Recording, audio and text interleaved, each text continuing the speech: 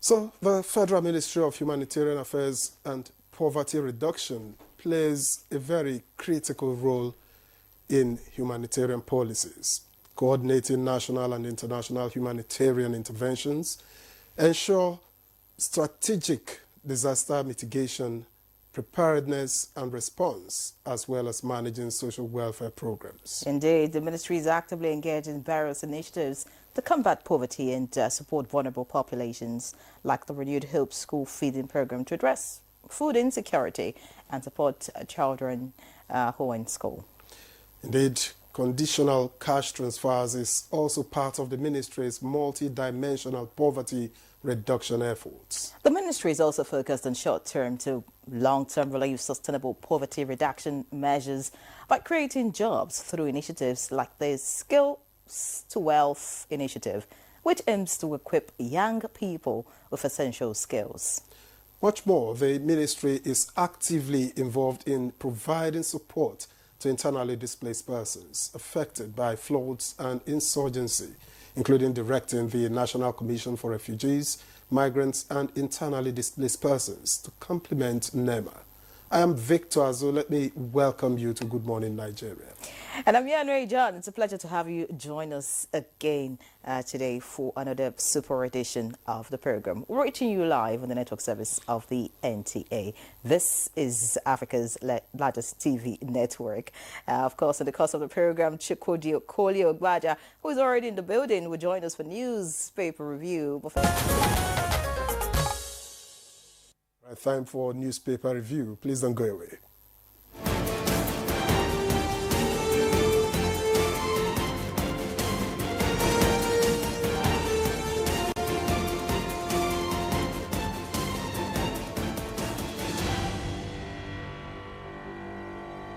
All right, Chukwudi Okolie-Ogbaja is right here with us this wet Tuesday morning in Abuja. How you doing, Chukwudi? I'm okay, Mrs. John. How are you doing? Very well. You know, in presentation, we dwell on first-name basis so that to promote comradeship and camaraderie. Right. We don't say Dr. Victor. Have you taken a PhD anyway? Not yet. About to. Good morning. Good to see you. Well, let's begin the review, and I'll start with the Daily Times, which leads with this bold headline: VP Shetima pushes cocoa processing, $25 billion gas pipeline economic drive. That story is on page 2. And just above the nameplate, I'm an asset to Tinubu's victory, will lead APC campaign in Rivers. That's credited to Wike, and it is on page 2. And then Mokwa, flood disaster survivors lament delays in emergency relief. That one is on page 11. All right, let's leave it here for the Daily Times and get going with the leadership. The leadership has as its main story, again, suspected herders kill 48 Benue farmers. Family in tears buries 11 members in one day. And 1,385 children recruited by Boko Haram in 2 years. That's according to the UNODC. And NAF airstrikes kill 20 terrorists, 2 vigilantes in Zamfara. Okay. And above the nameplate is still the Wike story. Wike hits back, says Amechi Atiku El Rufai, power hungry. Flood, we lost 200 lives, 1,000 still missing. That's according to the Niger government, and that's on page 6. Okay, Yanray. All right, so let's look at what the Guardian is offering this morning. I like the lead caption here, very interesting, and of course, I'm sure it will make an interesting read. The kicker says, "Publish or perish." 97% of public universities default in online visibility transparency order. You want to find out what that's about? Page 6 has all the details in the Guardian newspaper this morning. Above the lead story, just below the masthead, we have NAF strike kills 20 bandits, 5 vigilantes in Zamfara. Amnesty International demands probe. That's on page 3. You want to find out why. And looking below the picture story this morning, we have 16 years after meltdown. NGX market cap surges by 347.5%. That's on business. And finally, from the front page of the Guardian this morning, 2027, that's the kicker. PDP's internal crisis worsen as Wike George trade words. That's on page 6. More interesting captions right here on the front page of the Guardian, but of course you need to get a copy of the paper to see all of that. So let's see what this Nigeria holds this morning. The lead story here says another interesting caption. Ex-Governor Amechi hungry for power, not food. That's according to Wike. The writer, he should stop insulting Nigerians. Speaker, 8 years. Governor, 8 years. And Super Minister for another 8 years. Now he's hungry. All right, says Bodejo should read newspapers if he's jobless. That's on page 4. All right, so much happening in the polity. You want to see all of that. Beside the masthead, Nigeria's $625 billion investment for undersea gas pipeline to Europe. Interesting. Page 21 has that. And just beside the picture story, we have FCTA to housing beneficiaries apply for property titles within 2 weeks. And below that, women in oil industry face gender discrimination, according to Pegasus. And finally, from the front page of this Nigeria this morning, we have 33 killed in fresh wave of headers violence in Benue communities. NAF airstrikes eliminates 20 terrorists in Zamfara. Not good at all, and that's on page 12. All right, Chukudi. Let me take the VP's push for cocoa processing. We had an additional, tag there. $25 billion gas pipeline economic drive is also part of what he's, interested in there. I like that. But equally important is the question of whether we are still pushing up the growth of the plant itself. That's the cocoa. Nigeria has so many things that would easily earn it foreign exchange. I know that cocoa processing is one of them. But if you remember the cocoa house, there were days and all that, you want to think that the thing has not quite grown in quantum compared to what it was when we were in primary school, where we were. It was cocoa and groundnuts then, three of them really, no, 4. Cotton, palm oil, cocoa, groundnuts. They held sway, and they were really fetching us a lot of money. So it matters to me as well whether the cultivation of the plant itself is being kept up, because arable land is still there on that axis, even into part of Edo State. I think cocoa grows more in the rainforest area. I think so.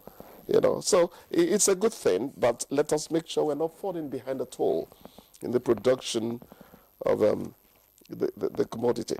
Now, these politicians talking, sometimes I ask myself whether news editors have joined in distracting us in this country. I don't know. So Wike says Amechi is power hungry. Every politician is power hungry. They want power. Whatever they do with it is actually open to conjecture after that on our shows, So let them have their say and all that. Actually, when I listen to Wike sometimes, I'll say, but this man didn't attend the same Yapis school with Fela and Nicola Bokuti. How did he release all these vibes? I think they're just entertaining us. Let's concentrate on entertainment. But this story is not entertaining, and I think that this needs some form of urgency. The Mokwa flood update. Yes. This report from The Guardian says over 1,000 still missing. And 200 bodies now. Recovered. Yes. I'm talking about those that are still missing. I mean, just so that we do not, cause another health challenge. Because, I mean, these bodies will start decomposing by now if they're dead already. We need to find them and then, I don't know, just to prevent... Yes. Because they'll be flowing into water bodies. Yes. Right? And then there are some communities that depend on such water bodies to do other things. So you're assuming that by now those 1,000 people are missing, are dead people. Maybe not all dead, but... Exactly. The mentality is that it's still a search and rescue, but hopes should be waning by now, truly. I mean, to align with your thinking in the matter. Health challenge, very, very important to consider in a situation such as this. Human tragedy is never good wherever it happens and whenever it happens. What really irks me is how the number of casualties could be up to that. The other time we're talking about the ire, the anger of the elements. But I think it was you too who said, or was it Victor, who said that not handling drainage facilities well also seem to exacerbate what melting ice and all that is pouring on humanity. It's really a very sad thing. And when you consider that the rains are just starting, you begin to ask, if this could happen in May, it happened in May, not June, what would happen when August, July, come up? But is it's this unfortunate. just rain? Because some people are saying this is not just about the rains. Could it be that a dam was opened somewhere? This is unusual. What rain really have we seen to date? Victor, you and I know that we're not allowed to speculate. In the journalism class, we're told that. So if that has not been proved, we want to assume that it was natural rain that caused it. And the state of our drainage sewage systems and all that does not actually keep water back from where it shouldn't be. We need to. We said last year, it's become a routine. It's become, something we say, annual ritual. It's become routine for us to talk about these floods. How preemptive are we? Why do we tend to react to issues we can work proactively to prevent? I was listening It's to a very report by one important. of our correspondents. I'm sure you saw that, Musa Baba Aliyu, some days ago, maybe a day or so. And in that report, he visited the community, and it was reported that some people built on the waterway. All right, and then that the river also, overflowed, something like that. So, but looking at the fact that people built on the waterways, that's a challenge in itself. So if that was corrected from the beginning, maybe the number of people swept away would have been... Who approved it? Who approved it?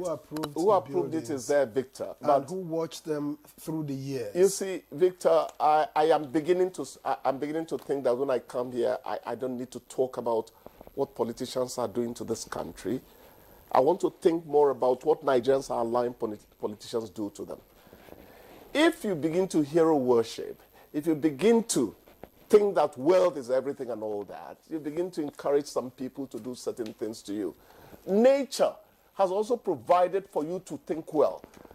If you have, I keep saying this, if you have a community that has 1 million policemen, but they do not want to obey law and order, I can tell you that 250,000 policemen in a community that believes in law and order will work more effectively than the 1 million in a community that does not think that law and order should be respected.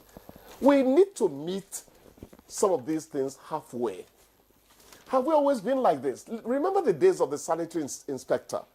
You couldn't take a rotten tomato into a farm market in Iseluku. Obogolo would not allow you. He was a dreaded sanitary inspector. We just lost so many things in this country. Things that made us. In those days, you are outside sweeping broom, oka, but that's what we call it. After sweeping your compound, some people would like to come and lie on it. We lost so many things, Victor. That's why I keep on saying that ethical revolution and all that, they are going to have to be recommissioned for us to get out of the morass we find ourselves in. My worry is that next year when we talk about flooding again, we'll start over again. Yes. What exactly do we do to ensure that the next one, even if it happens, does not hit us The first thing you do is to ensure that continuity is the order of the day. Where did the last governor stop? How can I add to what he has done? But we live in a situation where you tend to see politicians who come into office and they are interested in awarding fresh contracts. Fresh contracts tend to subjugate the process of work in something that does not require neglect for even 1 second. So continuity is part of it. How do we continue? That's why I liked the Buhari administration when it said, we are not so interested in new projects. We want to make sure we complete many of the ones that have been, and that was a good thing to say. I don't know how much they fared in that area in terms of success, but at least it was said. You understand? There are some naughty habits we have that do not enhance human development.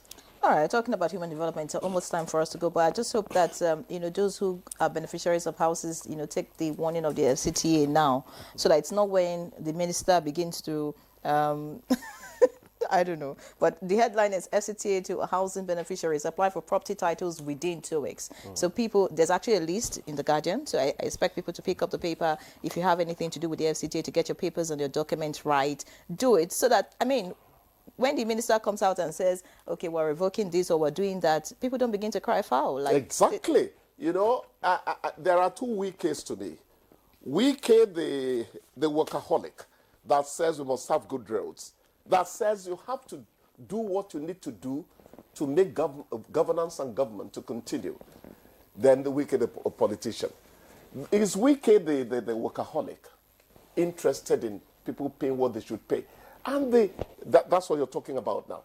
And the most saddening thing about it is that the people who owe these monies, they are talking about massive houses. It's not all this jemu. No.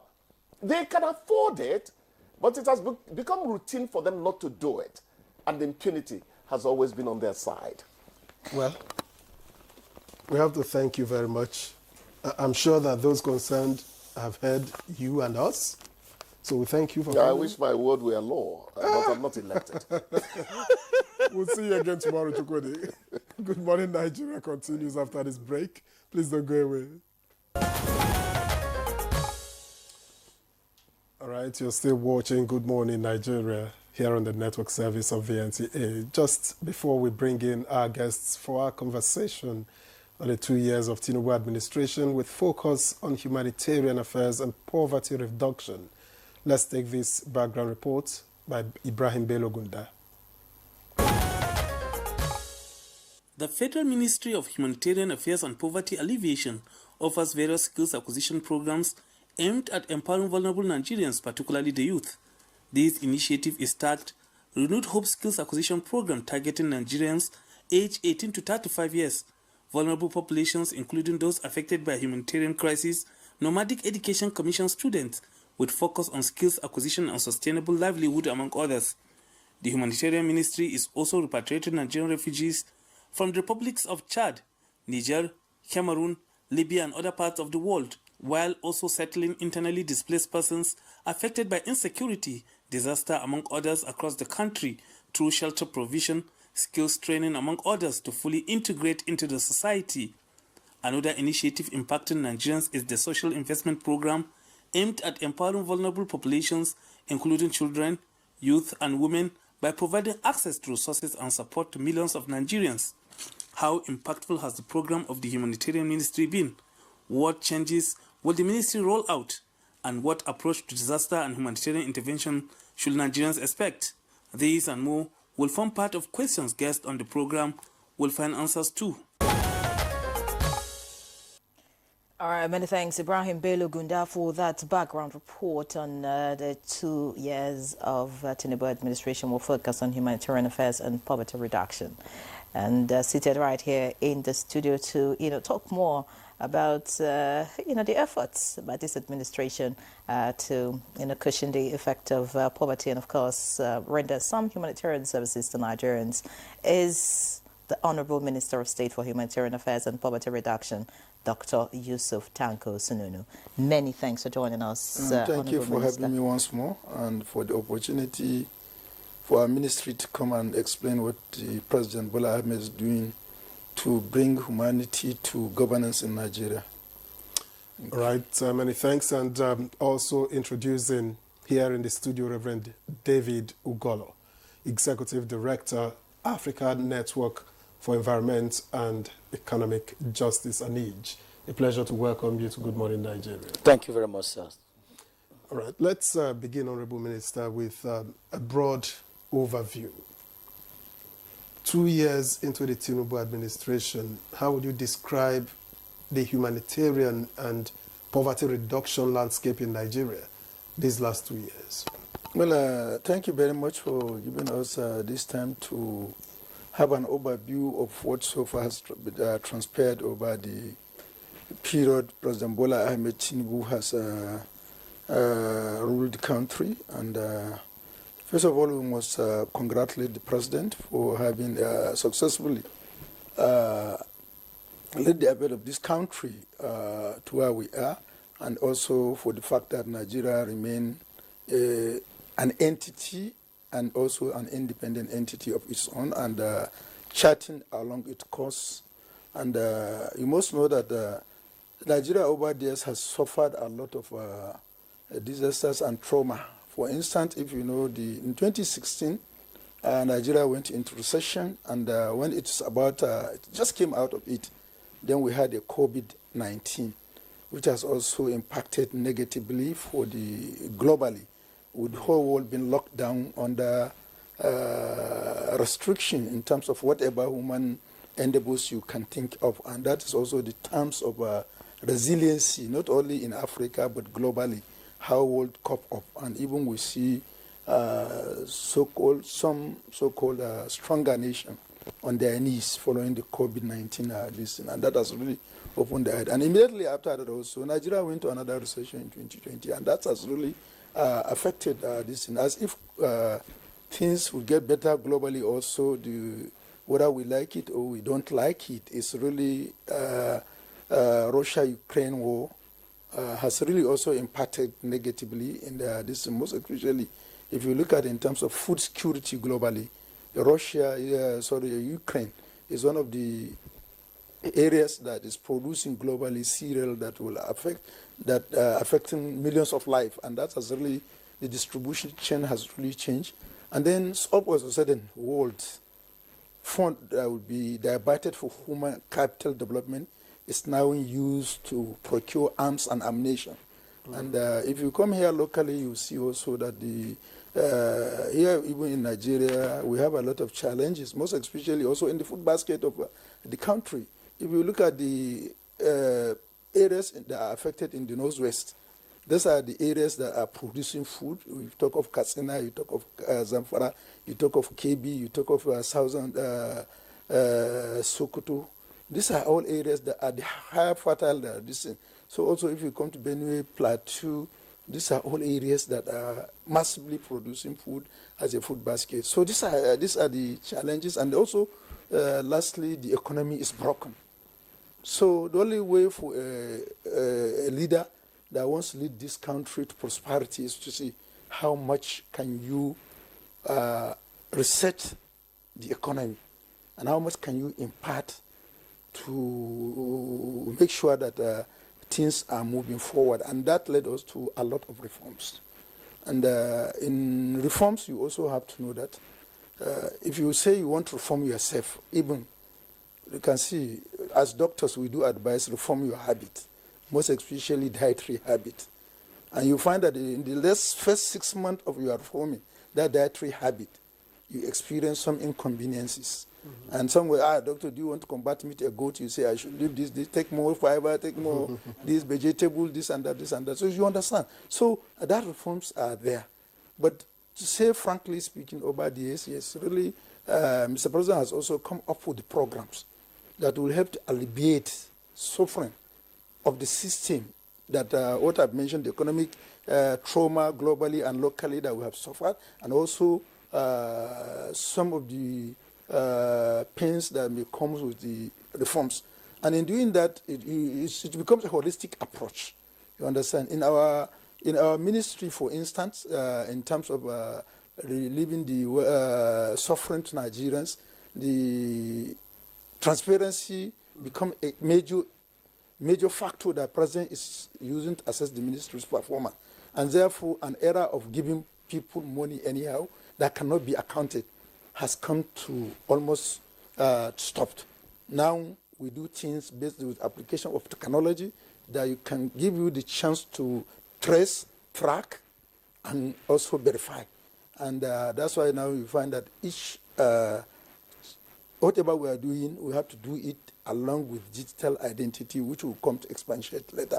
And that really has improved the rating of the ministry and the transparency aspect of it. And we have reached millions of Nigeria. And also we come with the various projects that we are going to do in terms of imparting skills to the youth, that those skills will allow them to be their own independent employer that can later also increase the GDP of Nigeria. And not only that, we also succeeded through that program to remove job biases, because job biases in Nigeria is one of the major cause of poverty.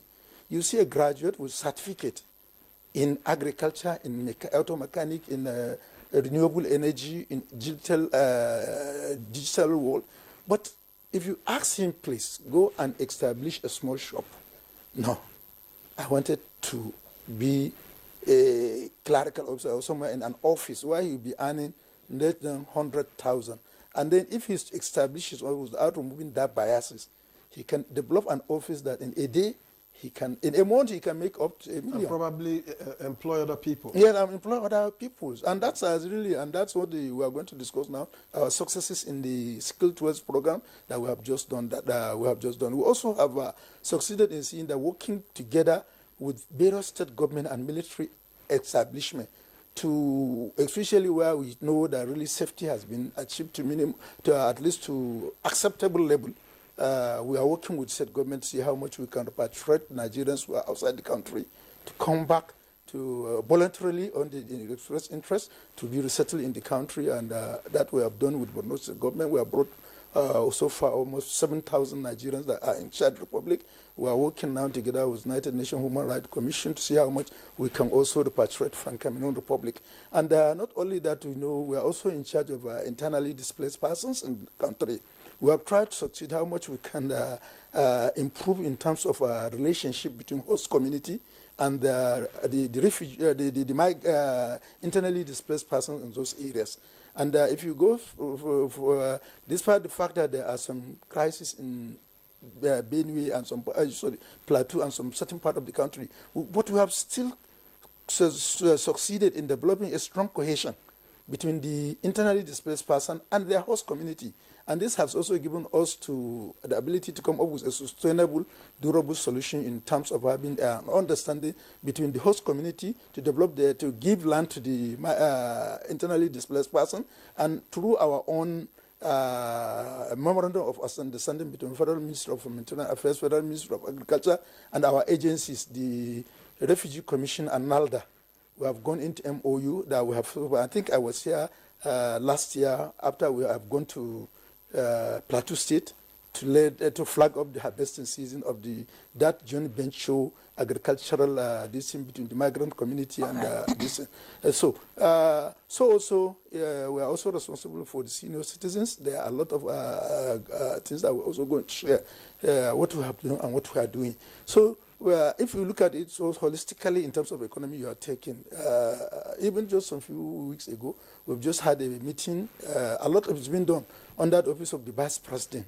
And we have developed a proactive approach, most especially to those flood-prone areas. We are going to proactively reach them with certain statements that will allow them to prepare and resistance. But just, Nigeria, we have to say that it's suffering from both natural and climate change disasters. So before we can even reach to level of dispensing what we are that of the Mokwa came and claimed a lot of life. So far, it's over 151 million lives lost. So I want to use this opportunity to condole the government of Niger State and also the relative and every Nigerians who sympathize with them. And we're working hard to see how much we can settle this kind of thing. But generally, is to say that Nigeria, just like any other country, we have a lot of challenge, but they are not this. What we're happy is that we have a president who have humane and who is also proactive in terms of his approach. Otherwise, you see, and we are working this in major issue. Also, we are working to see how much we can have this. As of today, we have the data of almost 3 million Nigerians that are internally displaced. This is a number of states, and it can also mean a number of another country, even in Africa. So you can see. So, and the only thing also, we have to also thank Nigerians. Nigerians have been supportive to the government, and they have been prayerful for the country to remain peace and this. We have record this thing, definitely. We will agree that despite the fact that, when you are fighting insurgency, it's just like you can have spike. Sometimes, like as doctors, there's some certain action potential. At times, certain things will just trigger and you have a fly.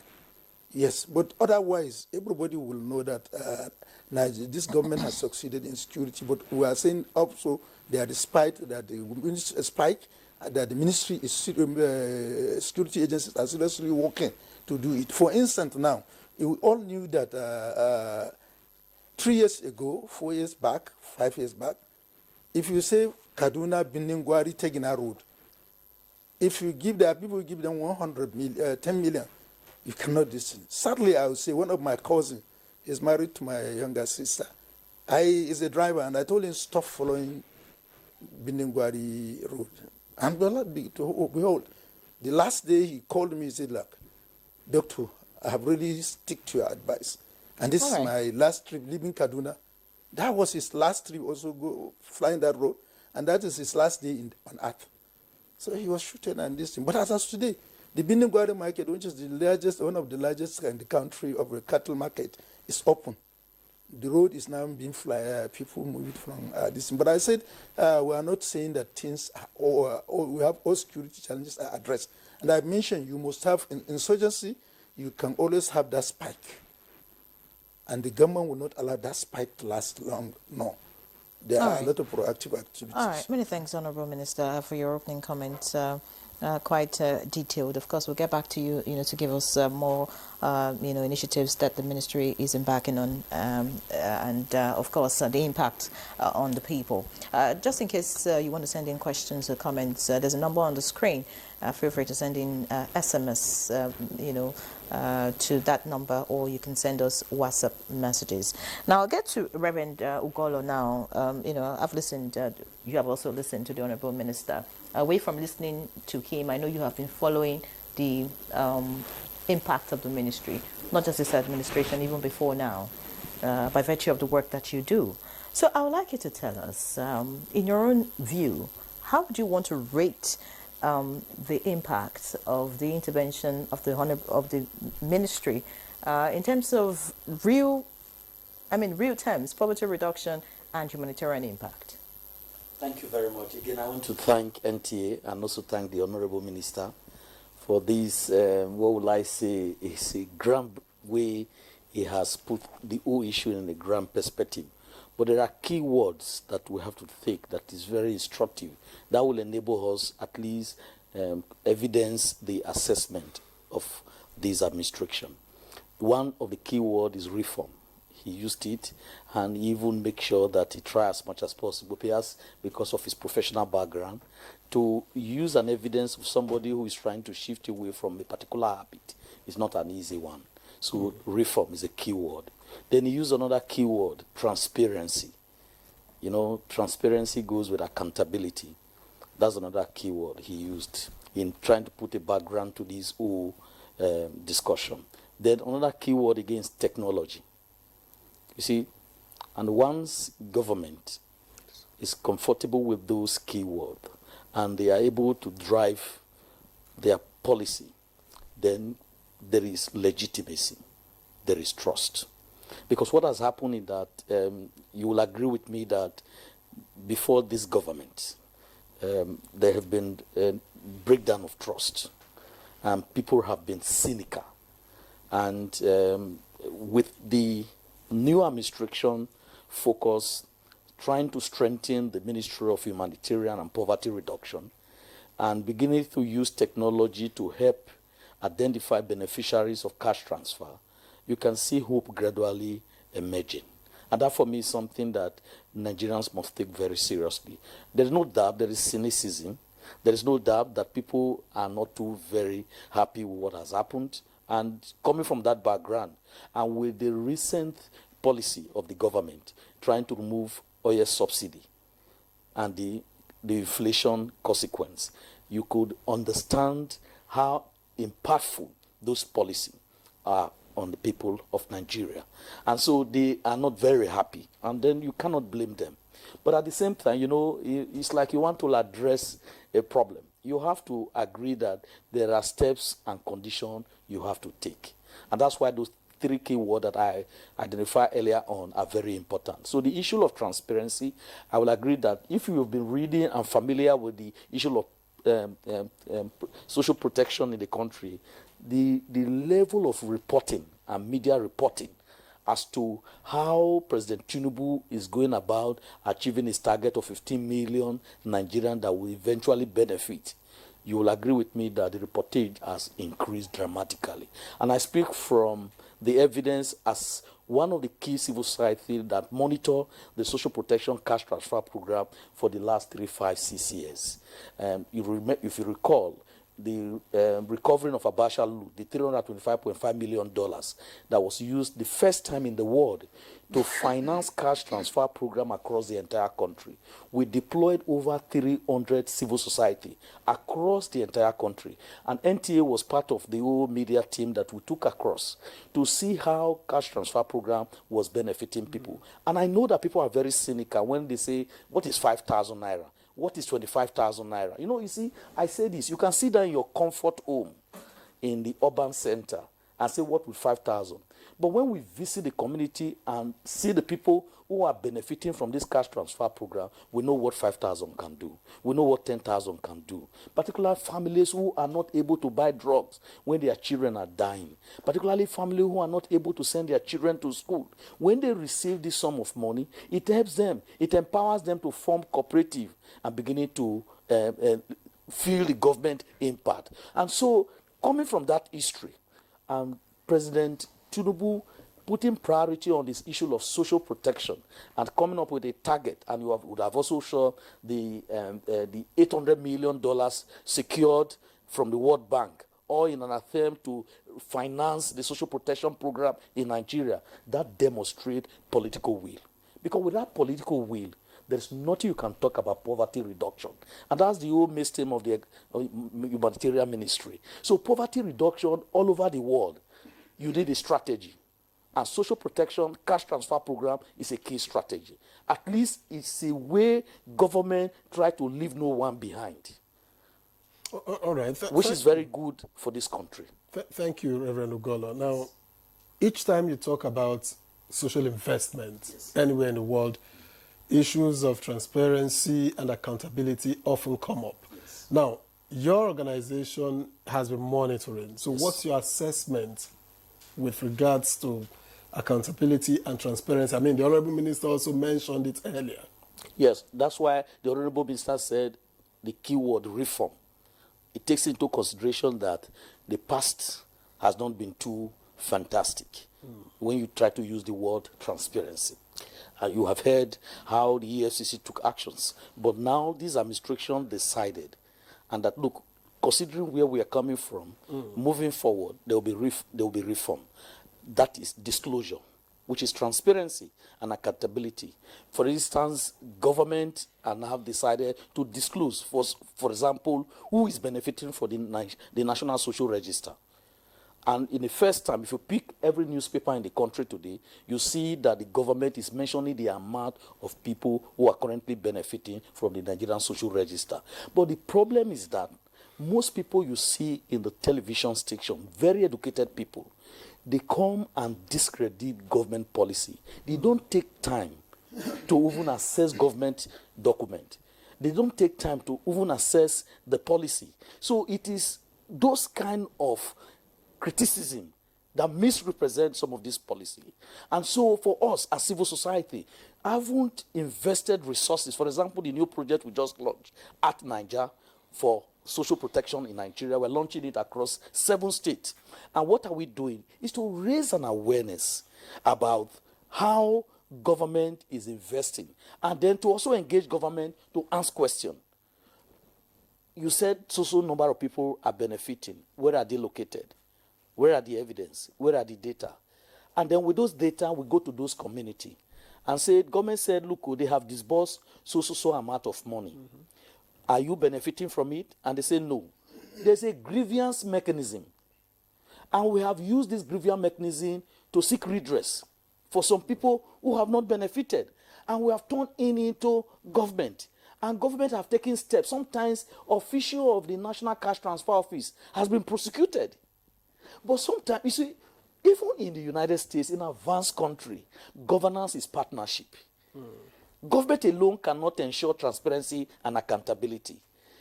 Government needs partnership with civil society. And that's exactly what happened in the Mantra project when the $325 million was put in cash transfer program. The Attorney General then wrote to the National Cash Transfer Office empowering civil society to have access to the database.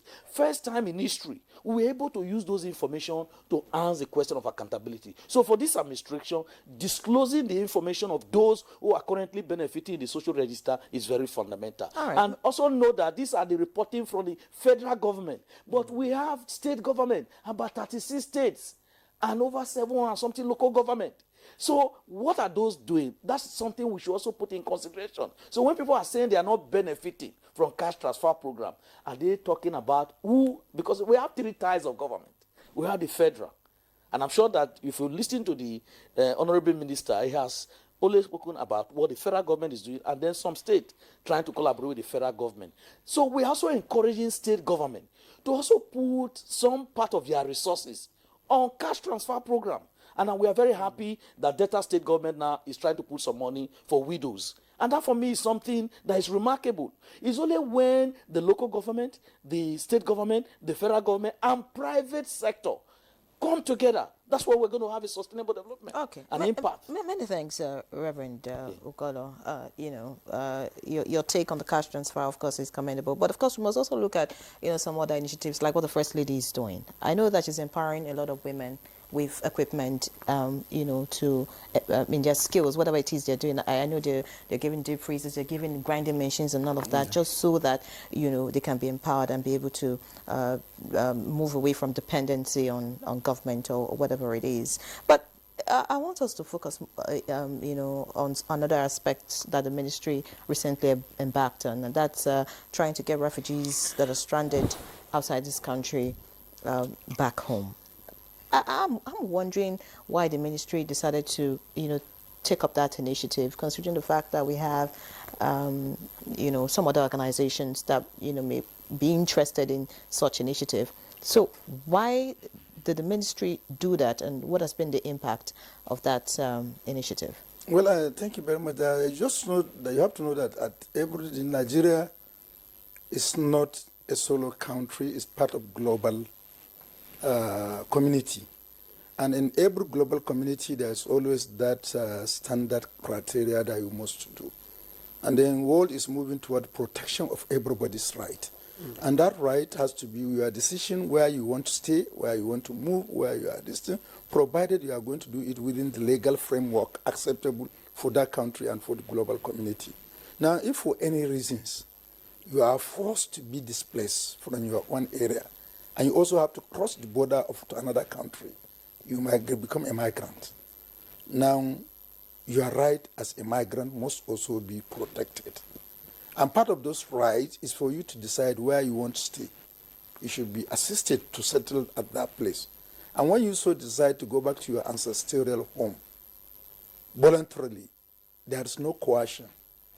You also have to be assisted within that distance to make sure that where you are going, the assessment has confirmed that really it's safe, and you should be assisted along the line from when you make your decision to when you arrive at that decision. This is international convention. So Nigerians in Chad wrote to the president, wrote to the Borno State governor, expressing their desire, considering the success that has been recorded, that they want to come back to Nigeria. So it now becomes fundamentally a right that we must respect. And in doing that, because it's an international decision, we have to sit down and review circumstances, situation, and what have you, and our local preparation here with United Nations Commission for Refugee to ensure that all the necessary decision is achieved. And then after the assessment and confirming really, based on their register, we have had over 7,000 Nigerians who voluntarily want to come back to the country. We have to travel to Solabaga at the office of the United Nations Commission for Refugee with Borno State governor, and then with the Chadian authority, and sign an MOU to repatriate them back to the country. And this is voluntary. And even if you listen, if there is also regular returnees who on their own, without even telling government, without notifying anybody, decided to come back. So once you know you are duty bound to provide security and assist them to get to where they want to settle in the country. So, and that's what we have done. And let's say that we have a very strong, the three components all contributed. We must be grateful to Governor of Borno. He has been proactive in various spheres of human endeavor, and he recorded so much success. So even on the issue of the refugee, he has tried his best to ensure that an enabling environment is provided for those returning. And together with our National Commission for Migrants, we work much distant also give our own contributions. And then, thank God, all the 7,000 came back to the country, and they were settled, and their movement from Solabaga up to Borno, Borno State, it has been uneventful, and even as of today, it was uneventful. And we are even making plan. The governor has already gone there several times to see them. The ministry, the Refugee Commission too, are working on arrangements to see how we can also go and also see them. Because that is the pattern of the ministry. Even the minors that were discharged following the national protest that we had, that were arrested in Kano, Kaduna, we have not cut off from them. I was in Kano, minister was in Kaduna. We went and followed them up to see how much they are doing. So for this regime, that's what we say, transparency, accountability, we must add this thing. And for that, to say that all our activities, we have made it at our cardinal. I was just telling the goal that for us as a ministry, we are open to work with anybody who wants to add value to our activities. And just had mentioned his monitoring of conditional cash transfer. We also, even last 4 weeks, I received a report from Nigeria Integrity Group on what are the chances, how those targeted population were shortchanged along the line. And we acted promptly in collaboration with those state governors, and we have addressed the issue. In fact, I had a course to write to them, what will I say, appreciation or congratulatory decision for their wonderful decision. And this is, I think this is one of the decisions. We don't see them as coming to expose the ministry. No, we see them as partners, because we'll be more liable if the targeted population are being shortchanged at that level. And then always, the federal ministry staff are not even the ones. But because we are the source, it's a federal government intervention. The accusation is that the ministry is conniving with people to shortchange this. So, and that's why we say we are open. And I am using this medium today now to invite all the civil society groups that have interest in humanitarian and poverty reduction activities to come forward. Let them come and register with us. You understand? I say this thing, we are not going to compromise anybody. All you need to do is register. How you mobilize your resources to work with us and assist the ministry is your own cup of tea. But we will take your report very, very important, and it will guide our undertakings. Because we have developed a strong monitoring and evaluation. And then if you want to do monitor and evaluate, you cannot use one tool only. You must have independent opinion to see how much you are doing. Because if you are not lucky, it's just garbage in that will be reported to you, and you monitor your output also to be garbage. But if you have a second opinion, independent, unbiased, that can have a lot of reliability, and you can work with it to make your journey all right, fast. Honorable Minister, let's talk about the Skill to Wealth initiative, which is one of your flagships in the ministry. How effective has it been into transitioning young Nigerians from vulnerability to productivity, for instance? Well, thank you very much. This is a new initiative in the ministry. And what we have done now is like a pilot study, of which tomorrow we are graduating the first set that we have done the pilot study. And the pilot study is very, very important. Everybody knows what pilot means. We have identified a lot of areas that need to be improved when we come to the scale-up program. We have also seen a lot of challenges, and we have also seen of the 3 core areas we have mentioned where the youth are more interested. You understand? So the whole program is aimed at providing employment for youth, as we know that an idle mind is a double workshop.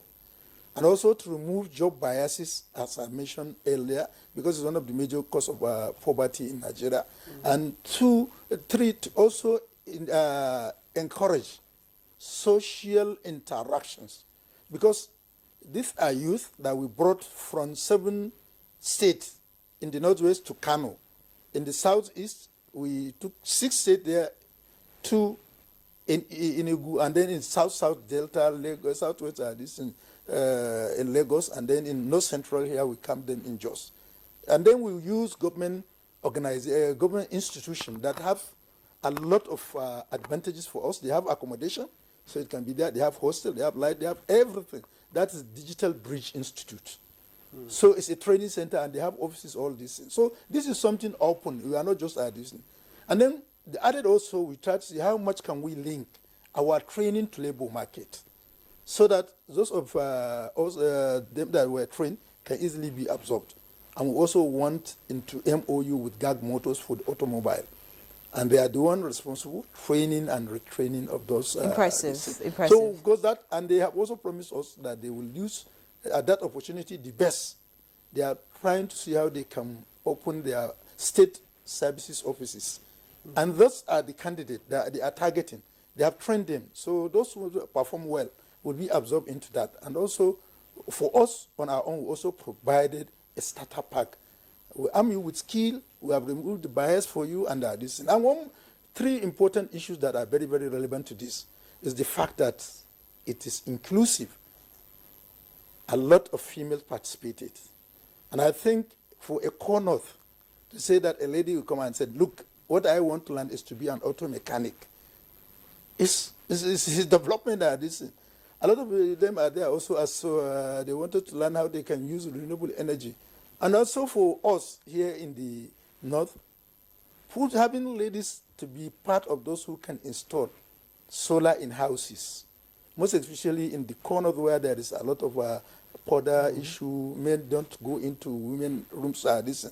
For us, it's a source of inspiration.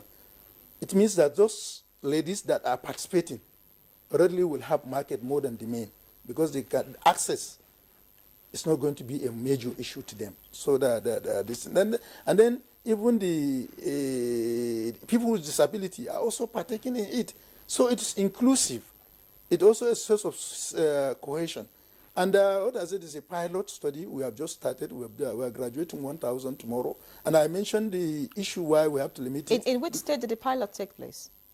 It's all the states are, each state, where there is all equality and equity. Each state is, we nominated 27 people, 9 for solar, that's the renewable energy, 9, because there are 3 thematic areas we are taking, 9 for agriculture, and then 9 for automobile. That's Across the 37. across the Across 6 30 states and the FCT. Yes, across Beautiful, 30 fantastic.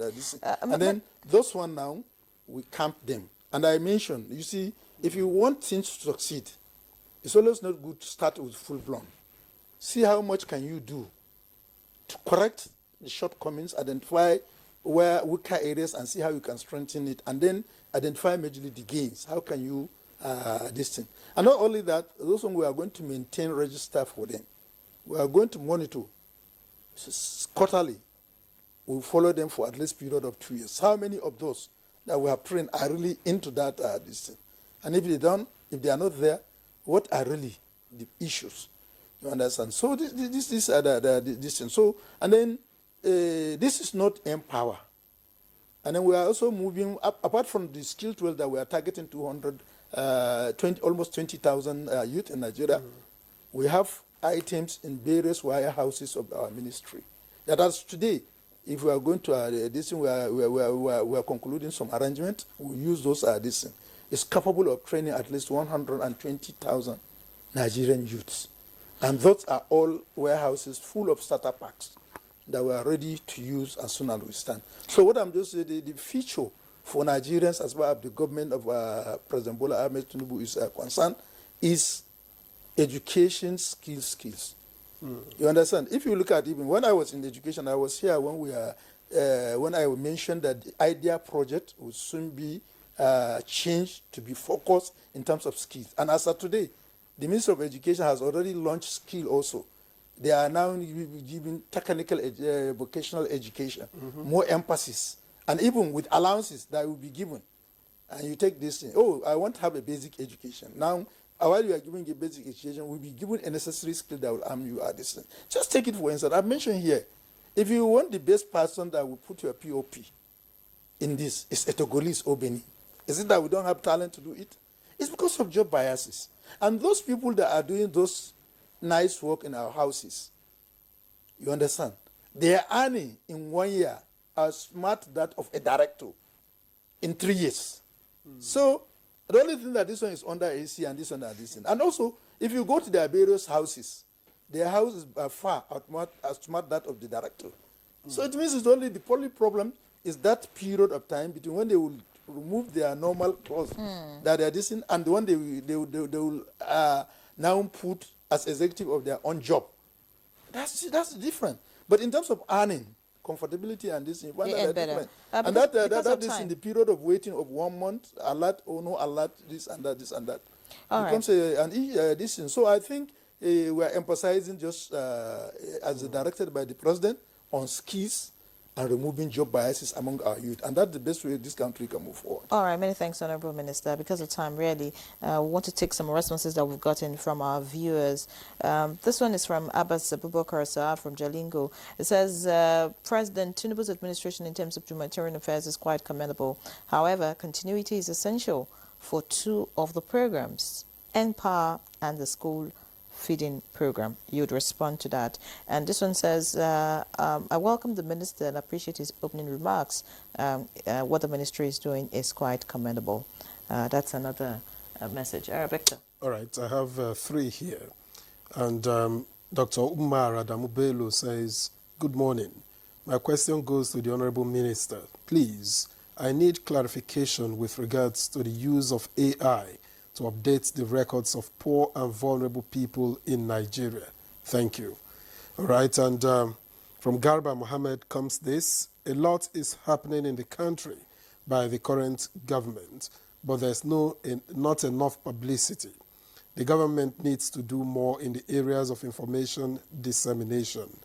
And finally, from Dr. Adeshida Ni. Good morning, Honorable Minister of Humanitarian Affairs and Poverty Reduction. Thank you for your focus thus far. Okay? Well, you mentioned a lot of, I think the only you mentioned issue of one Talked power. about NPower and school feeding program. And school feeding program. Well, let me just say that with all those programs initially were suspended, but the president has given approval that we should do. And we have sat down to show. Let me start with the homegrown school feeding program. Well, I was a former Minister of State for Education. And when I was in education, I sat here, even when I came, as this has always been my chair, So as if I have a permanent seat here. And I said, okay. At that time when you asked me about the school feeding program, I said I will cross-check. Because as at that time, it has never been too open to everybody. But with directives of Mr. President, it must be inclusive. The first thing we do was look at the Act and provision. The Act says provide for primary 1 to 3. You understand? And then secondly, we have to look at the President Directive inclusive. And in that inclusive, the Act of NCPA has a steering committee. And we have to look at that steering committee. That steering committee is holistic, even allowed everybody. So we have constituted the steering committee of which I'm chairing. And then what are the components of that? Ministry of Education. There's no way you can say you are feeding school students. The honors of the student don't even know. So you understand, so they are part of it. Ministry of Finance, they are funding, budget and economic plan, they are this, women affairs, they are dealing about the children.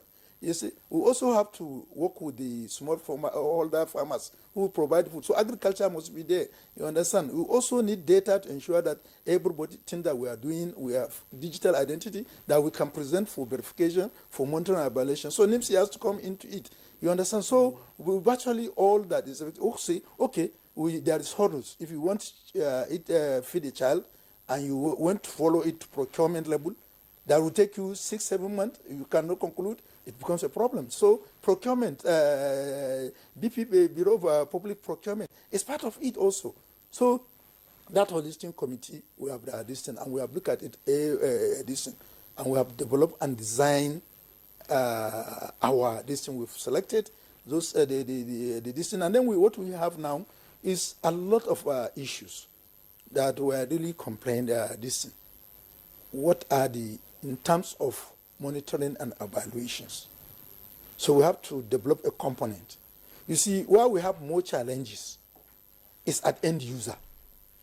That is the student that will be fed by the cooks, and then more food that will be purchased from the smallholder farmers to give to cook, and then this thing. We had previous complaint before that the food are not given. And even if they are given, they are not nutritionally okay. So what do we do now? That's the level now we have a lot of verifiers. And that's why I'm also calling for the civil society group to come forward. That verifiers, apart from the ones we are going to, we also employ and seek the understanding of civil society group. So that if our person says, yes, school have been fed, and then we have a contrary report from the civil society group.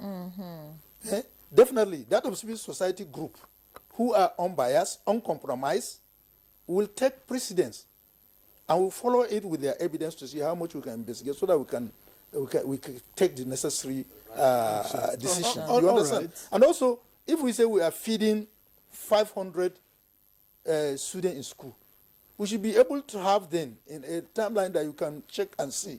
And then whoever goes to that school will verify that there are 500 that this thing. So that's why I say technology is also involved, and that's why we are using NIMSI. Because somebody actually asked about AI. Yes. You see, when you are doing a partnership, you understand, when you are doing a partnership, the whole social security problem, which he knows the social net, revolves around NIMSI, because they will generate the data that will now use to verify our data and social register.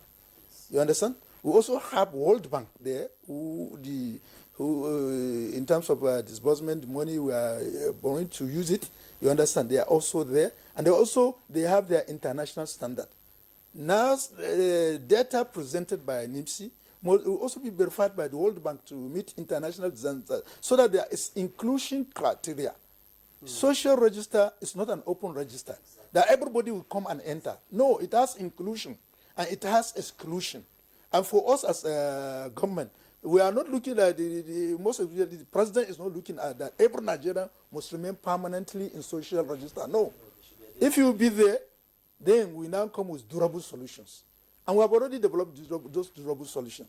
how much can we arm you in terms of apart from the rapid response we are giving you? All right. How much can we give Honourable you Minister, so that we can exit you out? It looks like you said, you have a permanent seat here. So it looks like we're going to have another program.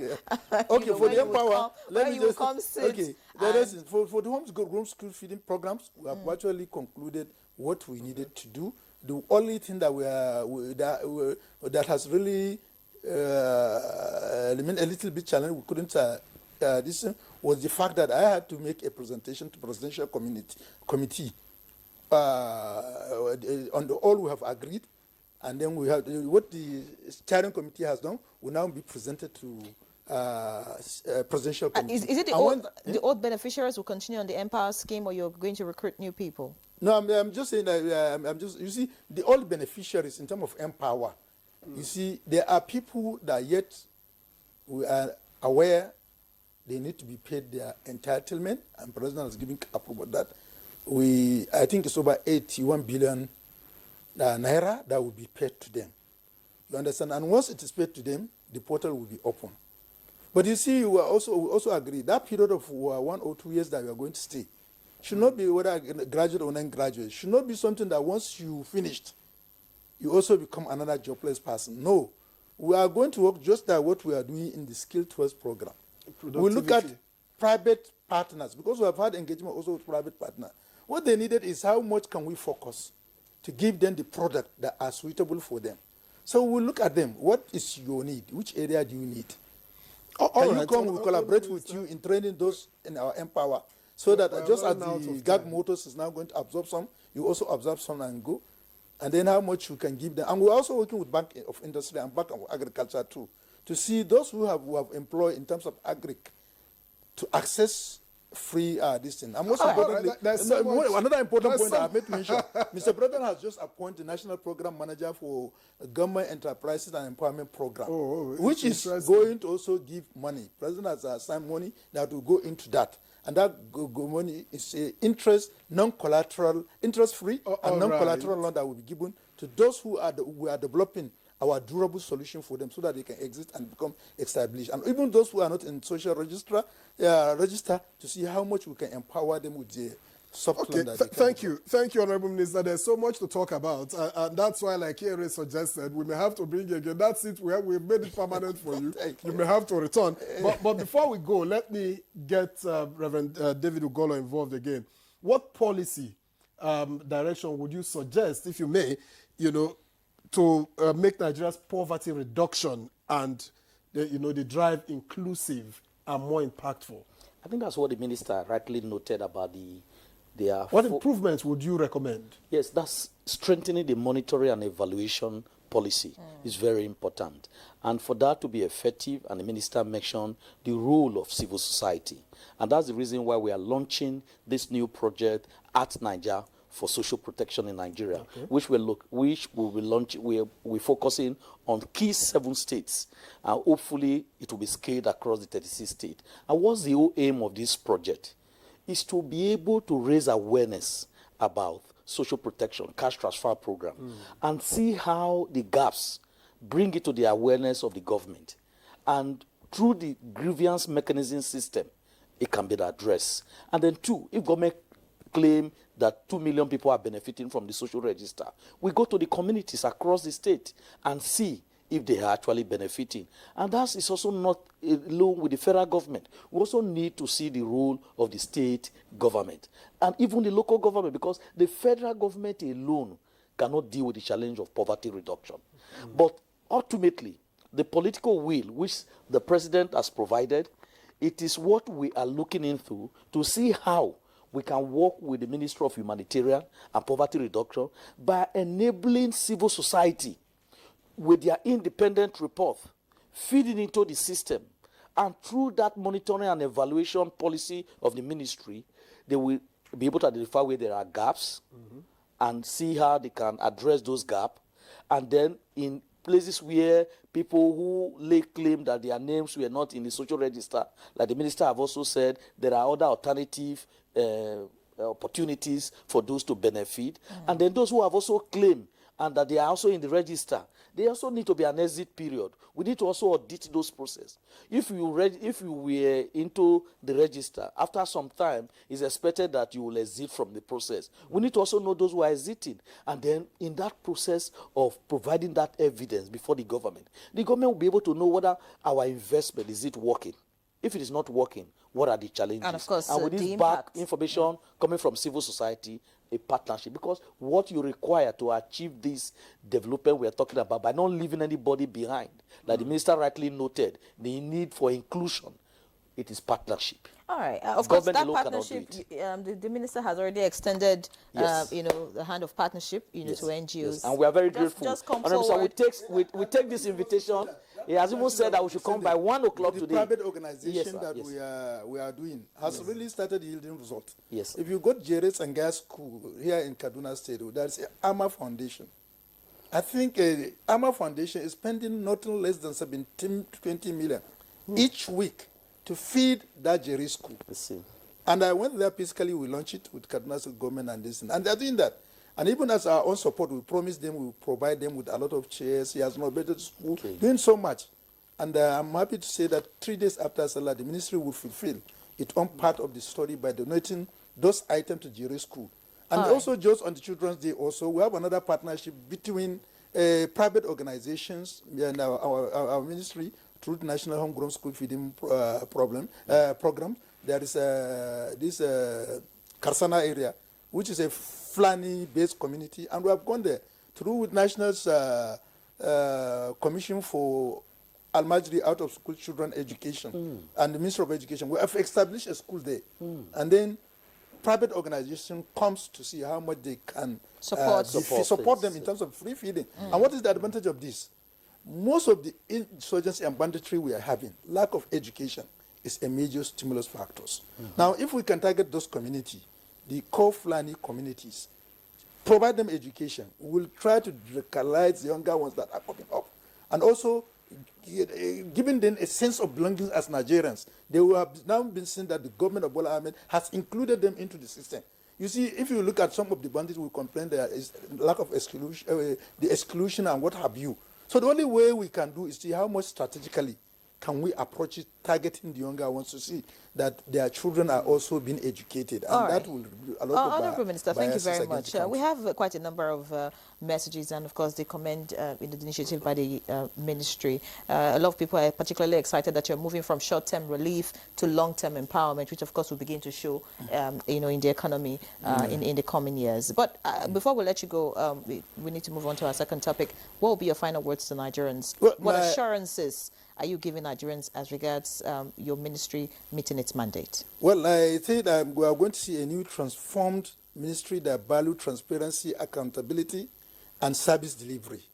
And if we have transparency, we have accountability, we have service delivery, definitely the consequences is that we are going to reduce poverty in the country because the services we have empowered, we arm them with skill to work, and also we see an effective humanitarian intervention. Many thanks, but Dr. Please Yusuf. let me say one word.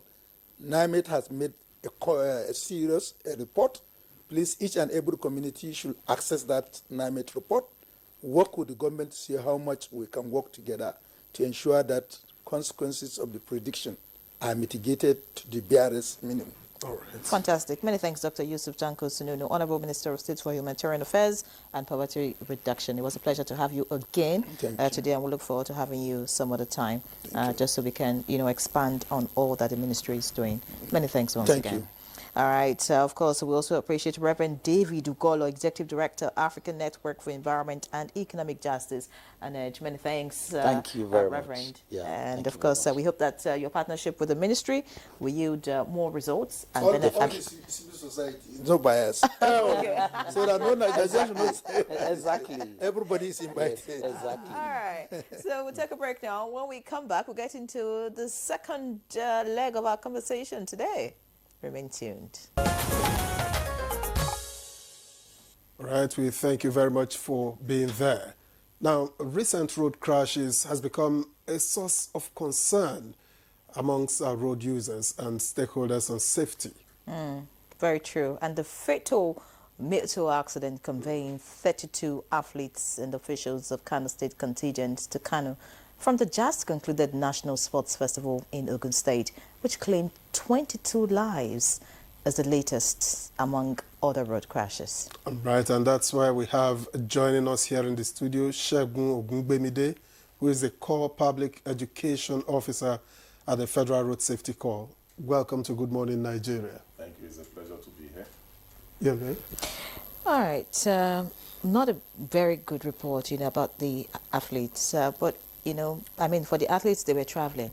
But even right here in Abuja and in different states, we see that even for those who are not traveling, who are moving from just their offices to their homes, like what usually occurs at the Karo axis of in Abuja here. I mean, these incidents are they increasing? What would you want to put the problem? Would you say our drivers are becoming more reckless, or is it that our roads are becoming more deplorable? Well, thank you very much. Let me start by still speaking out the voice of the Corps Marshal Shehu Mohammed, who commiserated the government of Kano State for the incident that claimed the life of these young fellows. It's quite devastating because if you look at what we have been doing the last 37 years, you agree with me that having you as a major partners in educating members of the public, that we have never failed in that capacity. And this is also in line with the policy trust of the Corps Marshal of rejigging our operational activities, which started right from the time he took over the mantle of leadership last year. And when we were trying to count our gains at the end of last year, we realized that we were able to reduce road traffic crashes by 10%, which is huge compared to what the mandate the United Nations gave to us, that we staged a target of 5%, but we ended up reducing it by 10%. And it's a gain for us.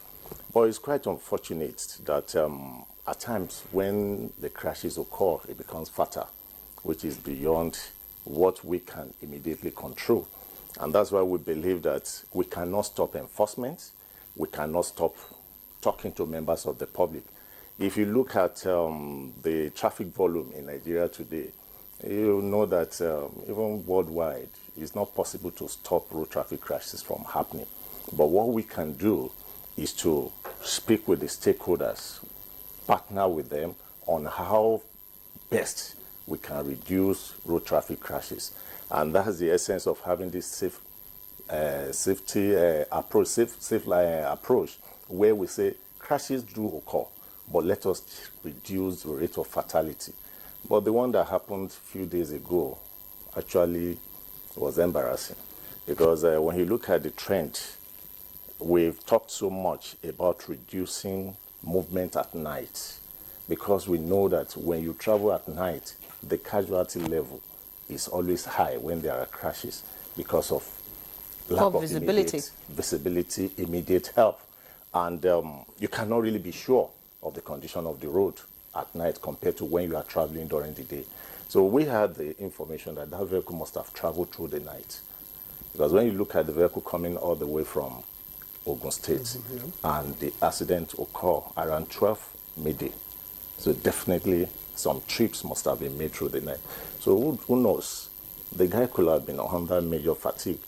And it's just like a dream when the breeze blows and you doze off. And that doesn't change the trend. The trend is that human errors are blamed for road crashes. And so what trend, what behavioral error, what behavioral issue have you found over time and that you intend to address in your next public education campaigns? It's all about this, self-confidence. When it comes to driving, having the belief that no evil can happen to you. You are a master of your game. You know what you are doing. And if you look at our theme for last year, we lay emphasis in our advocacy. We lay emphasis on the role of passengers. And I want to believe that's what really played out in reducing the rate of road traffic crashes last year. Because we come to realize that despite all the words we have given to the drivers, the moment they go behind the steering, they tend to become the lord of their own, negating all the effort the Federal Safety Corps and other agencies have put in place. So we now come, it's not just about leaving this to them. Let it be a kind of shared responsibility. Let the passengers themselves take their destinies in their hands. FRSC wouldn't have been on that road at that late hour, but the person with the driver are the passengers. If the passenger is becoming reckless, the driver. If the driver is becoming reckless, you have the responsibility to caution him. Well, it's quite unfortunate. That's if the passengers are awake. That's what I wanted because to. Once it's commercial or, mass transit. It has become our tradition. The moment we enter the commercial vehicle, under 5 minutes, all of us are snoring. And I've said it severally. It could look funny, but it's not. That most of these crashes that occur, the passengers don't even feel the pains of death, because some of them are even asleep when it happened. And before you know it, they are all gone. But what about enforcement? Beyond education now, what about enforcement, to enforce against overloading, yes, against reckless driving and all other vices on the roads? Will it not amaze you? Somebody called me, a journalist called, to say, it's like we are not doing anything about overloading. I tried to get the data across to him. Because if you notice our social handles, there's no day I don't send the number of overloaded vehicles that are arrested. And the structure, the formation of such overloaded vehicles, it will amaze you that can this happen in a country like this. When I sent him the data, he was amazed that last year alone, we arrested 5,600 overloaded vehicles on Nigerian roads. Is that not huge? And this year, the number is still counting. Yet so that did not scratch the surface. The more we try, transportation is quite dynamic. And one thing I've realized about the psychology of Nigerian drivers, if I escape arrest today, my luck. If I'm arrested, my luck. So I can always make do with the period I escape to meet up with what was lost, not minding the effect of all these devastating issues on Nigerian road users. All right. A lot of people say that the FRSA is doing quite a lot. Yeah. But some say you're not doing enough. Okay. Maybe in the area of arresting, or if you like, stopping vehicles that are not roadworthy from being on the road. A lot of transporters have placed it on the fact that, vehicles are expensive, so people can no longer change their vehicles as much as they used to in the past. So you see vehicles that shouldn't be on the road. Ordinarily, you know that this vehicle can't take you anywhere, but they're still on our roads. What's the FRSA doing about that? Enforcement. That's the most difficult aspect of every line of authority when it comes to issue of enforcement. You have to be strategic. We have seen a situation where we try to effect arrest and the entire passengers will go against our men. I'm sure you've seen a series of assaults involving FRSA and road users. It's quite emotional at times that you ask yourself, can this happen outside this country?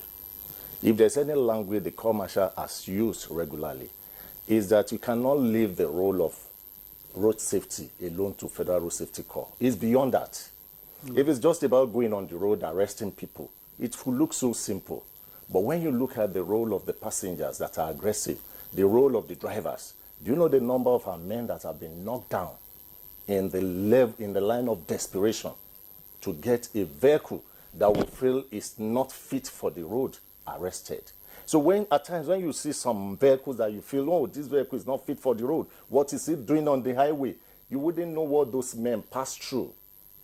And you look at such vehicle, if you are desperate, assuming it leads to another death, would the motoring public spare our men?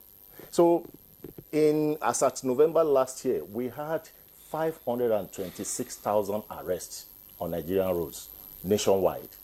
Is it a child's play? Do you know what it means to stop a vehicle and get the vehicle arrested easily without opposition from members of the public? The same members of the public that will oppose you that you have not done enough are the same members of the public that will attack you, that don't you know what the country is talking about?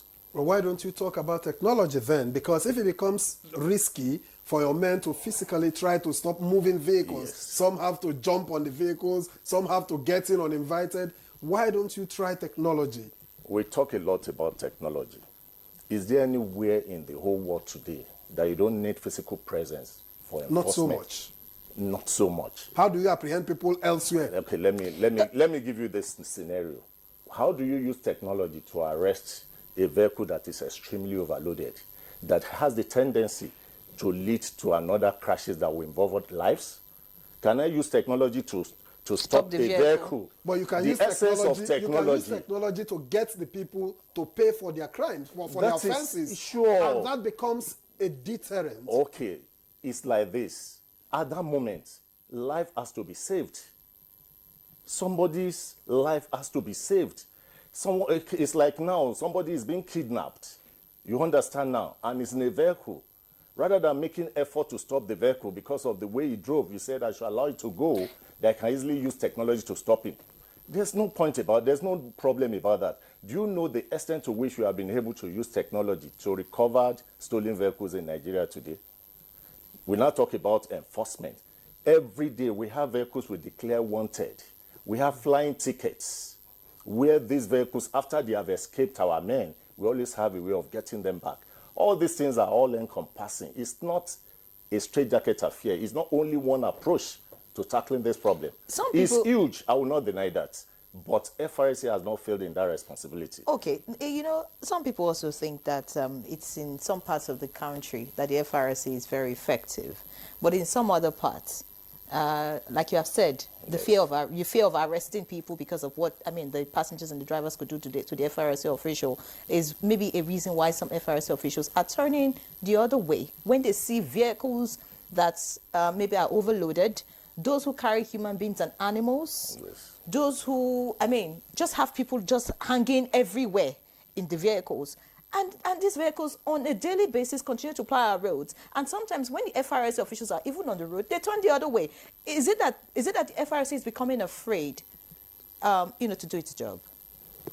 Well, if you say FRSC is becoming afraid, it could be true and it could be the other way.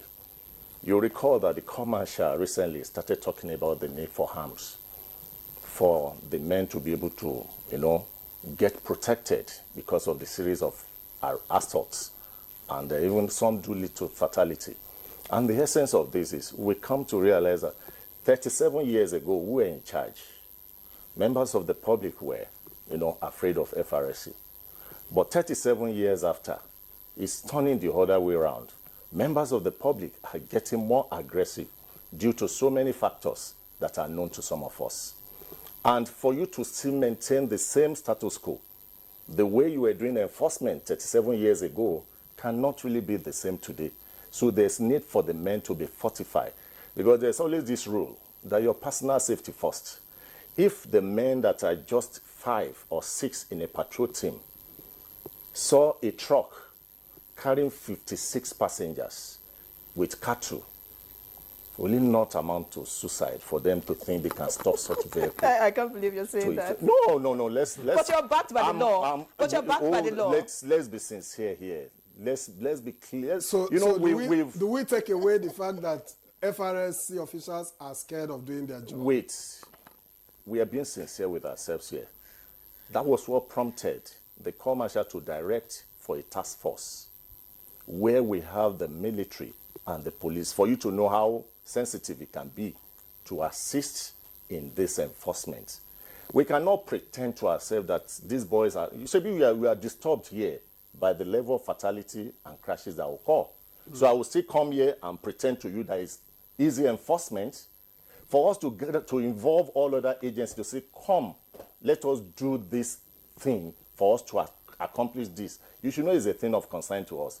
So I can't pretend to you that 6 people can face 100 men in a truck and get them arrested at night or even during the day. The incident that happened that claimed about 200 at Jigawa, were you not aware that policemen were there and FRSC to scare away those people that wanted to scoop fuel? Were you not aware that they were attacked before the scooping started that eventually led to that incident? Because if you want to face one side, this thing has to be all-encompassing. I'm so concerned. And that's why I'm saying this. It's not just about being afraid. If you're afraid, will you be able to arrest close to 560,000? But when we have peculiar situations that need special attention, that's the one I'm talking about here. We've been getting task force support from other agencies. But at the same time, they have their own overwhelming situations. So what does the FRSA need at the moment to do its job better? At the moment, one, and that's what we have tried to engage in, involving all the traditional rulers. These people emanate from somewhere, involving the state governments. You know, when you get to the root of a problem, it's always the best way to solve it. There are people they listen to. That's why we've engaged in town hall meetings. It's not just about running after trucks and tankers on the highway. There are approaches you can use to solve a problem. They listen to the emirs. They listen to the traditional rulers. We speak to the unions. We know the source of all these problems, and that's why we are tackling it. The pockets we are running after on the highway are the ones that refuse to listen, and that's why it's easier for us to manage. But if we had allowed it to be all commerce affairs, then it would have been a different ballgame entirely. What about the transport unions and other private sector players? Virtually all of them are involved, and they have their own challenges. But are there other initiatives you would like the government to put in place just to strengthen the ability of the FRSA to do its job on the road? Yes, is outside the issue of fortifying the men by virtue of arms, at least to protect themselves. When you are going But you know, out, many people have kicked against the arms. eventually they got to realize where we're coming from. You agree with me that the entire thing has died down because reasoning has prevailed. Enforcement is not a child's play all over the world. It's like exposing men to go and get killed. You ask me to go and follow someone that I know could be having arms in his vehicle, that I know could have knives and what have you to attack the men. I can give you the data of the men of FRSA that have been killed, those that are still in the hospital. Don't they have families? Don't they have the right to protect themselves? So if you're engaging me to go and get myself into an enforcement, you should know the civil defense and co, where were they coming from? At the early stage, they were using stick to pursue smugglers and those that are stealing our fuel. And they realized the might of those people is bigger than stick. Reasoning prevailed. Government harmed them. And that's why they are performing better today. What we are saying, you talked about the issue of technology. When you know that these people you are going to meet are harmless, they cannot do anything to you, you can easily pick stick and beat them and ask them to leave the road. Has it not been happening? A commercial driver will stop, tell FRSC to leave the road because they want to pass. Must we call police and other agents to come and support us all the time? The boys have tried over the years to get this thing done, but things are gradually changing. People are becoming more aggressive. And this is the mandate given to FRSC. Whatever it takes to get it right, all of us must be involved. Lives are being lost on a daily basis. 21, just like that. Something better will have been happening. If we say, don't move at night, and the men are able to operate at night, they will have been able to stop those vehicles from moving thousands of kilometers through the night. How would driver not be tired? So enforcement is not just talking. So when you have arms, you function at night? Certainly. Are we not functioning at night? We operate 24 hours. Even now, this Salah period, our men are on ground 24 hours. Have you not been seeing us doing rescue at night? Do you know what those men pass through, walking through the night under danger to go and rescue people? At night, they are doing their rescue. People come around to attack them. Are we thinking about that? All right, we have to end this conversation here. It's becoming quite emotional for FRSC officials. I mean, it's a risky job to be in the FRSC. We'll have another time to talk more about it. Shegun Ogunbemide. Thank you very much. Core Public Education Officer, Federal Road Safety Corps. Thank you very much for your time and the insights. I appreciate that. All right, so that's our package this Tuesday. Many thanks for watching. I'm Ian Ray John. Live locked on the NTA. And I'm Victor Azu. We'll see you again tomorrow. Bye-bye.